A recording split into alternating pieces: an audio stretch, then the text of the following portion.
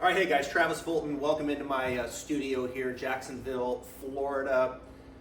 Fall weather, finally. It's beautiful outside, ready to play some golf. If you follow me on my sites at Travis Fulton Golf, you have seen on my podcast as well, Stripe Show podcast, that I've been following L.A.B golf for quite some time.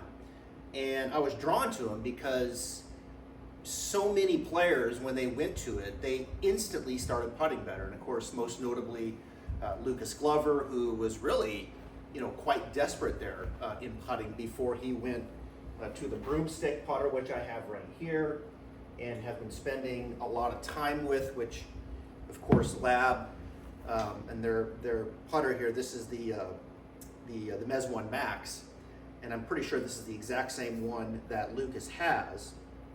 And of course, when he went to it, he just started putting better instantly, and he won twice on the PGA Tour last year. We've seen Will Zalatoris go to it, but it's not just the long putter. And I'm going to do some videos on what I've learned with the long putter. I have done some smaller ones to this point. You can check them out on my Instagram at Travis Fulton Golf. But I am going to do some long form ones here this fall on what I've learned with the long putter. And this putter, I believe, the broomstick putter and the technology that L.A.B has with the lie angle balance and the way they go about their fitting process online, it's no question the best in the business. And you're going to be seeing more and more broomstick putters, with Lucas doing so well, with Will Zalatoris getting healthy again, doing so well with it, Akshay Bhatia putting with the long putter. And we're seeing young men and women now go to this and have a ton of success. That the stigma, I think, is over, and it should be, because you can really operate this thing without anchoring it and do some exceptional stuff and really quiet things down and make it easier. So I'll spend some more time on that. And of course, they also have the arm lock putter, which was interesting. I posted a video, and I rolled some putts with each one of these three, the long putter, the broomstick, and then this conventional one, which I'll get to here in a second. This is the DF3, which is kind of their sleeker look, and I think this is the one Phil Mickelson is using. It's also the one that Johnny Vegas won with. So it's not just these long putters, it's the traditional 35-inch, 34-inch putter too, with the lie angle balance that they're just having tons of success with. And so I posted some putts with all three of these, and I said, which one looks better to you? And it was like overwhelmingly, they said my stroke looked the best with the arm lock. Now I'll tell you, I've been practicing with all three different ones, just trying to, really discover for my own self. I mean, I do teach a fair amount of putting. I'm going to share some things with you that I think are helpful for amateur golfers. I mean, most people know me more for my full swing work, but I do a lot of putting in here as well. So I'm going to share some thoughts with you today in this long form video on more of the traditional putter, this 35-inch putter that I have, this DF3. But a lot of them liked what I was doing with the broomstick. So I'll share some thoughts in the future on the broomstick as well. But let's go kind of full conventional. And the lie angle balance, if you haven't tried it, you should. And the way that this putter face stays square to the path. There's no toe hang, quarter hang, face balance. I mean, this putter head, this putter face is staying square to that path. So I think for a lot of good players sometimes that have relatively good strokes, when they try this, there's a bit of a learning curve involved with it. But I think for most amateurs who really struggle with club face control, starting the ball online, this is an option. I'm telling you, I've seen it time and time again. It's what I was drawn to them over a year ago when I saw the best players in the world go to, and all of them started putting better, like instantly putting better and winning with all different types of putter heads, length, etc. So in my close to 25 years now of teaching, I want to share with you a few things that I think are some general statements for you to consider, right? And look, in golf, you have to be able to, the best way to improve someone is obviously to be able to stand there, look at their putting stroke, their full swing, face on target line, get some data, numbers, etc., and talk to that person on what they do well and don't do well, and then design a plan that's going to move them away from their tendencies and start to improve the probability of impact, start the ball on line, distance control, those kinds of things. And so, I've done thousands and thousands and thousands of putting lessons.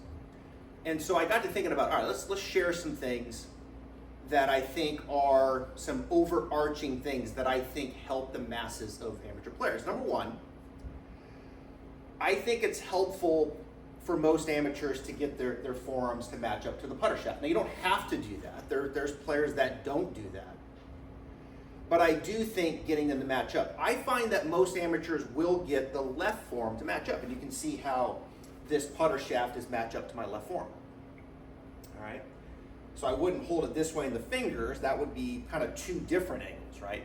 If I hold it in the fingers, I get more of that kind of down cock, and that's when I get two different angles. So in putting, we know we got to grip it weaker, kind of more towards the palm, and then that tends to level out the left wrist, unhinge it more, and now we can match it up. Most amateurs get that right. Where they get it wrong is usually in the right hand, in the right form, because they reach for the right hand to be on top. And when they reach for the trail hand to be on top, now you can see how the right forearm is a little higher than the left. So I've had a lot of success getting players to come in with the right hand more to the side, get the lifeline of the right hand more on that kind of that knuckle down underneath. And when they do that, that right elbow starts to soften a little bit, and that forearm can match up. Right? And when they get that forearm to match up, and they get the left forearm to match up, and both of those are in line, well, now it's just kind of one single plane, forearms and putter shaft. I could go up to a table and set everything on that table, forearms and the putter shaft. Okay? And so I find that helpful. I find that to be very helpful with players. And the biggest issue that I see is the right hand too high, the right forearm gets too much on top versus kind of down underneath. And once we get it underneath, then we can take the wrists, and we can feel like the wrists are almost a little unhinged. And I like to get players to kind of get it up here on a horizontal plane, unhinge the wrist, tuck the elbows a little bit. Elbows are soft, they're not straight. Elbows are soft, kind of towards the rib cage, and there we go. And so that's kind of number one. Number two is when a player kind of bows forward, I find that most amateurs tend to stand too close to it. They get in close because they're trying to get their eyes over the ball. And so they kind of stand up real tall with their arms straight, and then they kind of sit back on their heels. So what I like to do is for players to kind of back up maybe too much, try to get their eyes over it, and they're like, whoa, now I'm over my toes, like I'm falling. Well, now get in too close, and now you kind of feel back on your heels. Well, now try to find that happy medium. Try to find that happy medium where you got a little hip hinge, your eyes can kind of turn down, look straight down, maybe just inside the line there, and kind of match that up to what you learned here, and now we're an adequate distance from it. And so, again, general statement, but that's a kind of a fun one to kind of go through with amateurs to help them kind of calibrate really the length of the putter too. Does it need to be 35? Does it need to be 34? Those types of things. And L.A.B's great because you go through their process online, you video yourself, you send it in, and they help you really get that set, the length, and of course the lie angle, and that's a big part of their technology, is that lie angle balance and keeping that face square. So they're going to help you with that a little bit and kind of get that calibrated right, the right length, no matter what putter you're going to use. And so that's something that I see a lot. The other thing that I see a lot, and I'm going to get to the stroke now here a little bit, is I see the idea of most amateurs trying to really accelerate through impact.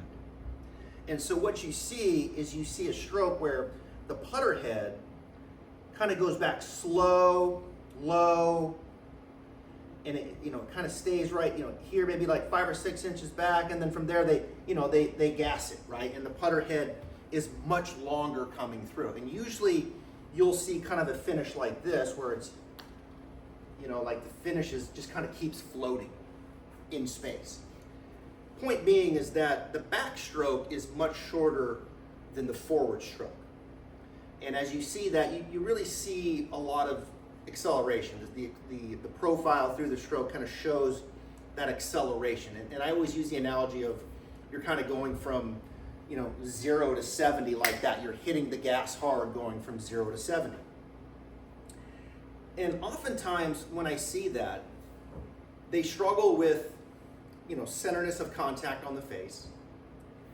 They struggle with distance control because that's hard to control. I mean, imagine in a car, if you just gassed at 0 to 70, you're gonna have both hands on the wheel going, here we go, right? Like, you've got to be really in control of what you're trying to do. That's hard to do when you just gas it. So if we could smooth that out a little bit, that tends to help most players. And to do that, what needs to happen is we need to pick up the pace going back. Let the putter head get a little more pace going back, a bit more brisk. Let the putter head lengthen out a little bit more. And as you do that, then you can shorten the finish. All right, so it's a little longer and then shorter finish. And that's a very different feel for most amateurs at first. You can imagine what they're going to say to me is, it feels like I'm decelling, right? It feels like there's a little deceleration through there. And the reality is you're loading the speed, the pace of the putter head going back, and then you can use that as more of cruise control coming through. So you can really argue that you're kind of loading in the pace a little bit in the backstroke and then just letting it, fall a little bit more, cruise control to this shorter finish. And I gotta tell you, it makes a world of difference for most. Again, it's not for everybody. And you don't have to do this to be a great putter. There's certainly players, professional ranks, that are a little bit more of that, maybe 1 to 2 profile, right? Where it's a little shorter back and longer through versus this more 2 to 1, longer back, shorter through. And then there's people in between. There might be 1.5 to 1 or 1 to 1. Again, 25 years of lessons, you start writing things down that you seem to be repeating a lot to amateurs. These are a few things, right? Talked about the forearms, talked about distance from the ball. Now we're talking about kind of the stroke profile, how far back, how far through, and what that means as far as the acceleration phase of the putter head or lack thereof, which now this is kind of more cruise control. What I find when people start going to that is the putter head tends to stay a little bit lower through the strike. So we tend to feel like the putter head works a little bit more up and in, and then a bit lower through the strike. And oftentimes, I'll have players tell me, like, hey, it feels like I'm hitting more down on it. And I think there's a lot of truth to that when you see players with this profile where the putter head is swinging up and it has a very long finish to it. And they tend to hit it very low in the face. They tend to move around on the toe and the heel. Look, there's other factors in play. I get that. But when you do give them that sense of, okay, a little bit more up and in, a little more brisk, and then a lower finish, it does give them the feeling like, yeah, okay, it feels like that putter is staying lower. It feels like I'm hitting down on it just a little bit more. And I tell you, it starts to get it more in the center of the face, right? And don't discount hitting it more in the center of the face, because you start hitting the center of the face, that ball starts coming off true. I mean, it starts rolling true off the center of the face consistently versus roaming around low, heel, toe, etc., which is harder to control start line and distance control. So this 2-to-1 ratio tends to help the strike in the center of the face, and I think it really tends to teach the student a little more about that cruise control and getting more in touch with the cruise control, the pacing of the putter head a little more equal back and through as far as the pace. But certainly longer back, shorter through as far as the framework. Okay, so hopefully that makes sense. I know that's kind of a mouthful, and it's interesting. When I was working at Golf Channel, we had this discussion a lot. And I remember going on air and doing a full breakdown of Jordan Spieth, and it was during his heyday when he was winning everything. major championships, and et cetera, et cetera, et cetera. And his putting was absurd, right? And Jordan is like the poster child of this longer back, shorter through, more pace, brisk going back, and then cruise control coming through. And so we talked about that. And I remember the feedback, like a lot of people, you know, were commenting in like emails and social media and all that, like, oh wow, okay, 2-1, that makes sense. And Jordan Spieth was the guy. But again, there's the other way. Like you look at Lydia Ko, she's definitely a little more 1-2. So it doesn't apply to everybody, but I'm just kind of sharing with you again some of the things that I've talked about. I did a clinic in here in my studio for a group, and I asked them, I said, look, if we broke down 100 professional golfers, would I see more 1-2 or more 2-1, you know? And they all said 1-2, except for one person. And the answer is, well, it's probably more 2-1. And they're thinking to themselves, well, that's deceleration. It's like, well, no, and you explain to them, and they're like, oh, okay, and then they got to try it. And I would say for most, it helps, okay? So I would say that's something for you to consider. And I'll tell you, okay, and I'll go back to this putter now, this DF3. I will tell you, with this lie angle balance and this face staying more square to the path, okay, staying square to the path. And this is one of the questions that I got on the podcast.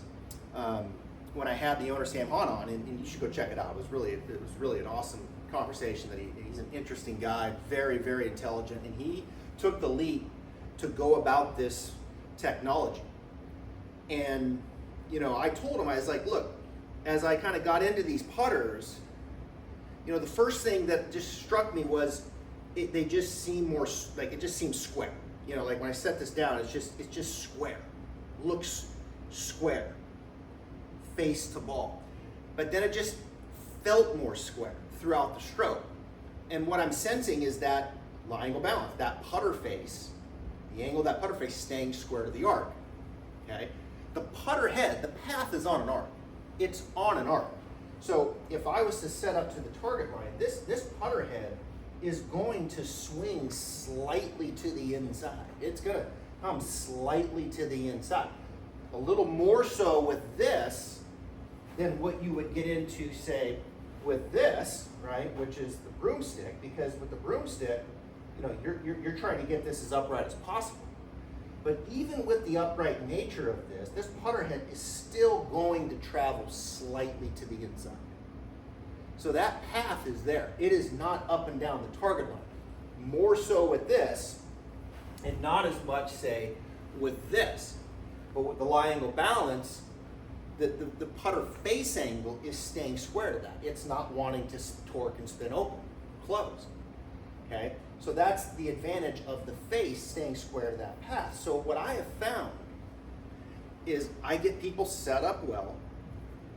I start building that profile in the stroke. And look, there's other things to talk about with the stroke and what's powering it. I'm not gonna get into all that right now, but let's just say you get in there and you're just making a little pivot with your shoulders, you know, a little bit of this piston action with the shoulders. The right shoulder peels back than the left. It's this little piston, head square or steady, weight maybe a little left, very passive. And then we just got this little pivot. And as I'm doing that within this 2-to-1 ratio and the face is staying square to the path, man, I'm just like checking a million good boxes here. Right? I mean, I'm just checking so many good boxes. And the lie angle face balance is really just, the lie angle balance is just taking care of the face, right? I mean, it's there. Let me just get set up right. Let me just get the engine going right. So the path is good as possible. Face is gonna be there, off we go. So these are just a few of the things. I think it's brilliant technology. I've been a huge fan of these putters from day one. Like I said, I started following them when I started seeing all these players, you know, just like immediately when they went to it, they started putting better immediately and winning on the big stage.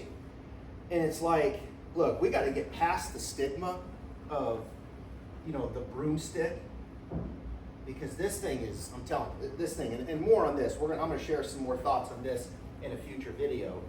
You know, you don't like that, maybe you go to the arm lock, right? We see it with Bryson, run it up the forearm and go there. That's an option for some. I'm personally, through my journey, I personally love the broomstick, personally.